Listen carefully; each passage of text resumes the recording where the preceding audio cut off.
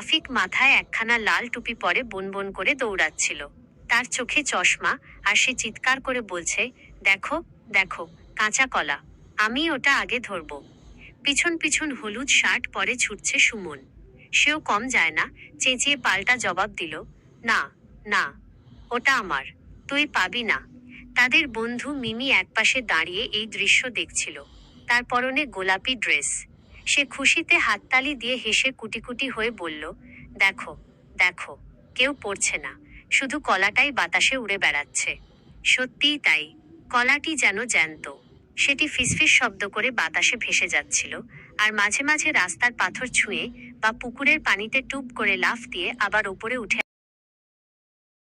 রাফিক মাথায় একখানা লাল টুপি পরে বনবন করে দৌড়াচ্ছিল। তার চোখে চশমা, আর সে চিৎকার করে বলছে, দেখো, দেখো, কাঁচা কলা, আমি ওটা আগে ধরবো।